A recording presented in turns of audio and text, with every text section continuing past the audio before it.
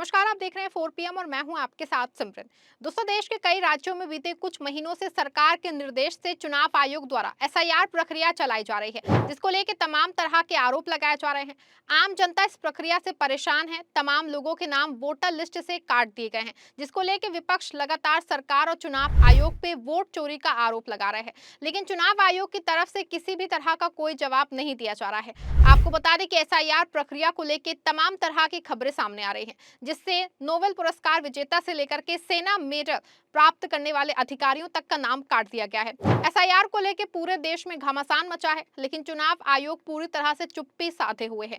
वहीं अगर एसआईआर प्रक्रिया पूरी तरह से पारदर्शी है, सारा काम पूरी ईमानदारी के साथ किया जा रहा है, तो चुनाव आयोग को आम जनता को जवाब देना चाहिए। लेकिन ऐसा कुछ भी नहीं हो रहा है, जिसको लेकर विपक्ष लगातार चुनाव आयोग और सरकार पे सवाल उठा रहे हैं, लेकिन इससे कोई फायदा नहीं हो रहा है। आपको बता दें कि ऐसे कयास लगाए जा रहे हैं कि बीजेपी सरकार देश में पूरी तरह से लोकतंत्र पे कब्जा करना चाहती है। वहीं अगर ऐसा नहीं है तो सरकार और चुनाव आयोग को जनता से सवालों का जवाब देना चाहिए और एसआईआर प्रक्रिया में आ रही दिक्कतों का तुरंत समाधान करना चाहिए। वहीं सब बवाल के बीच में कांग्रेस ने गुजरात की एसआईआर प्रक्रिया पे सवाल उठाए हैं और गुजरात के मुख्य चुनाव अधिकारी को ज्ञापन सौंपा है। बता दें आपको, गुजरात में चल रही विशेष गहन संशोधन प्रक्रिया के दौरान फॉर्म नंबर 7 का कथित दुरुपयोग कर मतदाताओं के नाम हटाने की शिकायतों पे कांग्रेस पार्टी ने सख्त रुख अपनाया है। 29 जनवरी 2026 को कांग्रेस के वरिष्ठ नेताओं की एक टीम ने गांधीनगर में गुजरात के मुख्य चुनाव अधिकारी हरित शुक्ला से मुलाकात की और ज्ञापन सौंपा। इस ज्ञापन में आरोप लगाया गया है कि एक विशेष राजनीतिक दल के कार्यकर्ता सुनियोजित तरीके से कुछ खास वर्गों और समुदायों को निशाना बना के उनके नाम मतदाता सूची से हटाने की कोशिश कर रहे हैं।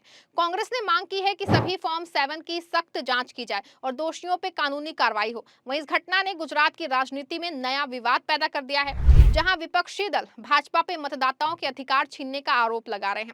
आपको बता दें कि एसआईआर यानी स्पेशल इंटेंसिव रिवीजन चुनाव आयोग की एक विशेष प्रक्रिया है, जो मतदाता सूची को अपडेट करने के लिए चलाई जाती है। भारत के चुनाव आयोग ने 2025 के अंत में कई राज्यों में एसआईआर शुरू किया था, जिसमें गुजरात भी शामिल है। इस प्रक्रिया का मकसद है कि मतदाता सूची से मृतक, स्थानांतरित या डुप्लीकेट नाम हटाए जाए और नए योग्य मतदाताओं को जोड़ा जाए। गुजरात में एसआईआर की योग्यता तिथि 1 जनवरी 2026 रखी गई है। प्रक्रिया 27 अक्टूबर 2025 से शुरू हुई थी और ड्राफ्ट मतदाता सूची 19 दिसंबर 2025 को जारी की गई। दावे हैं और आपत्तियां दर्ज करने की अंतिम तिथि पहले 18 जनवरी 2026 थी, लेकिन बाद में इसे 30 जनवरी तक बढ़ा दिया गया है। इस दौरान फॉर्म 6 नाम जोड़ने के लिए, फॉर्म 7 नाम हटाने या आपत्ति के लिए और फॉर्म 8 सुधार के लिए इस्तेमाल होते हैं। आप सबके भरोसे से हमने हमेशा मजबूत और सच्ची पत्रकारिता की है। चैनल को आप सबने सब्सक्राइब तो कर ही रखा है, हमारे चैनल को ज्वाइन भी कीजिए। हमारे चैनल के मेन पेज पे जाइए, जहां सब्सक्राइब लिखा होता है, ठीक उसी के बगल में आपको ज्वाइन का विकल्प दिखेगा। ज्वाइन बटन पे क्लिक करके पेमेंट प्रोसेस पूरा होते ही आप हमारे सफर का मजबूत हिस्सा बन जाएंगे।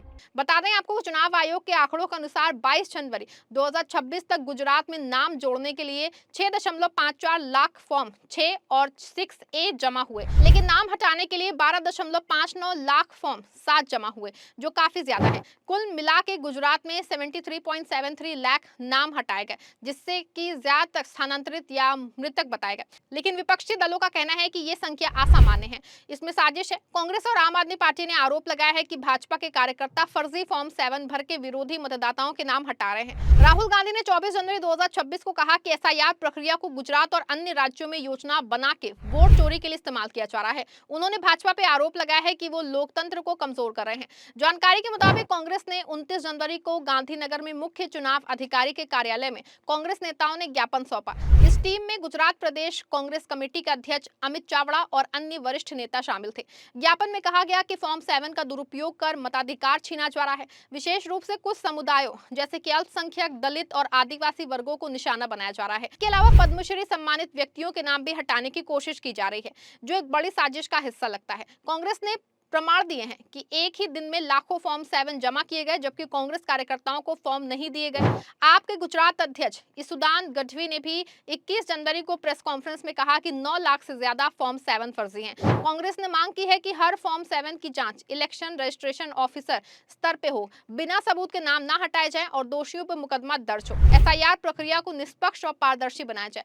वहीं मुख्य चुनाव अधिकारी हरित शुक्ला ने ज्ञापन लेते हुए आश्वासन दिया है कि सभी शिकायतों की जांच होगी। चुनाव आयोग ने कहा कि एसआईआर का मकसद मतदाता सूची को शुद्ध करना है, न कि किसी को निशाना बनाना। लेकिन विपक्ष का कहना है कि आयोग भाजपा के दबाव में काम कर रहा है। आयोग ने स्पष्ट किया है कि दावे और आपत्तियां 30 जनवरी तक जमा की जा सकती हैं और अंतिम सूची 27 फरवरी 2026 को जारी होगी। गुजरात में कुल मतदाताओं की संख्या 4.43 करोड़ है, लेकिन एसआईआर में 1.73 करोड़ मतदाताओं की जानकारी गलत पाई गई है, जो 40% है। ये संख्या पहले 66 लाख थी, लेकिन अचानक बढ़ गई। बता दें कि ये विवाद गुजरात में विधानसभा चुनावों से पहले गरमाया है। भाजपा का कहना है कि एसआईआर जरूरी है क्योंकि पुरानी सूची में कई गड़बड़ियां थी, लेकिन कांग्रेस का आरोप है कि भाजपा 182 सीटों पे एक छत्र राज चाहती है और विपक्षी वोटरों को हटा रही है। राहुल गांधी ने इसे स्कैम कमीशन कहा है। अन्य राज्यों जैसे कि तमिलनाडु में भी 97.37 लाख नाम हटाए गए, लेकिन गुजरात में विवाद ज्यादा है। विशेषज्ञों का कहना है कि अगर नाम गलत हटे तो लोकतंत्र पर असर पड़ेगा। जानकारी के अनुसार भारत में मतदाता सूची संशोधन हमेशा विवादास्पद रहा है। 2019 में असम में एनआरसी के दौरान लाखों नाम हटे। गुजरात में 2022 चुनावों से पहले भी एसएसआर में आरोप लगे थे। अब एसआईआर में फॉर्म 7 को स्कैम कहा जा रहा है, जिसको देखते हुए चुनाव आयोग को पारदर्शिता बढ़ानी होगी। बता दें, कांग्रेस का ज्ञापन एक बड़ा कदम है जो एसआईआर की निष्पक्षता पे सवाल उठाता है। अगर जांच हुई तो सच्चाई सामने आएगी। मतदाताओं को सलाह दी गई है कि अपनी सूची जांचें और आपत्ति दर्ज करें, क्योंकि लोकतंत्र में हर वोट मायने रखता है। वहीं अब देखना होगा कि इस विवाद पे चुनाव आयोग क्या फैसला लेता है, या फिर इसी तरह से फॉर्म 7 का दुरुपयोग होगा। ये तो आने वाला समय बताएगा, जब फाइनल वोटर लिस्ट जारी होगी। इस खबर पे आप क्या सोचते हैं? अपनी राय कमेंट में दीजिएगा। खबर को लाइक करिए, शेयर करिए। धन्यवाद।